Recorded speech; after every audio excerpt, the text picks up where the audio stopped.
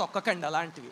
అంటే ఏమిటండి, నిర్మాల్యంలో కూడా పరమేశ్వరుడి శక్తి ఉంటుందా అంటే, నిర్మాల్యంలోనే కాదు, ప్రకృతిలో ఉన్న ఒక పూసే పువ్వులోను, ఒక పెద్ద చిగురించే చెట్టులోను, అన్నిటిల్లోనూ పరమేశ్వరుడి శక్తి ఉంటుంది. రుద్రంలో ఏం చెప్తారు వినండి. రుద్రం అంటే ఏమిటో పరమేశ్వరుణ్ణి స్తుతించారు అనుకుంటాం, కాదు. ప్రకృతిలో ఉన్న ప్రతి జీవిలోనూ పరమేశ్వరుడి శక్తి ఎలా ఉందో చెప్తూ హరికేశాయోపవీతినే అంటారు. నదీనాం పతయే నమః అంటారు, క్షేత్రాణం పతయే నమః అంటారు, వనానాం పతయే నమః అంటారు. అంటే నదుల నీటిలో ఉన్నది పరమేశ్వరుడేట, పంట పొలాల్లో ఉన్నది పరమేశ్వరుడేట, పచ్చగా వ్యాపించిన చెట్లలో ఉన్నది పరమేశ్వరుడేట. అలాగా అన్నిటిలోనూ పరమేశ్వర శక్తి ఉంటుంది అని చెప్పేదే రుద్రం. కానీ మనం ఏమి చేస్తాము అంటే, నదుల్ని కాపాడుకుంటామా?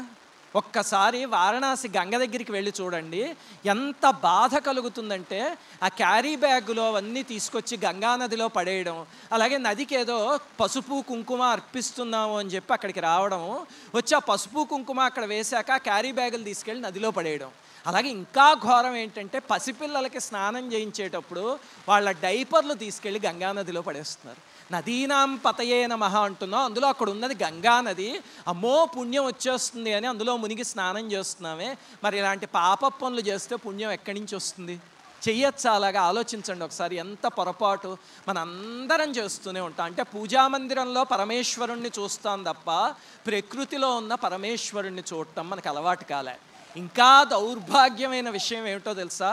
రోడ్ల మీద ఎక్కడ పడితే అక్కడ తీసుకెళ్ళి చెత్త పడేస్తుంటాం. మనకి పక్కన ఖాళీ స్థలం ఉందనుకోండి, ఆ ఖాళీ స్థలంలో తీసుకెళ్ళి చెత్త పడేస్తాం. అంతేగాని మున్సిపాలిటీ వాళ్ళు పొద్దున్నే వస్తారు, వాళ్ళ చేతికి తీసుకెళ్ళి ఇవ్వచ్చు అంటే, ఆ పొద్దున్న ఎవరి నిద్రలేస్తాడు అని చెప్పి రాత్రి ఎవ్వరూ చూడకుండా మేడపైకి వెళ్ళి ఒక క్యారీ బ్యాగ్ నిండా నింపుకుని తీసుకెళ్ళి ఆ పక్కన ఖాళీ స్థలంలో పడేసి వస్తాం.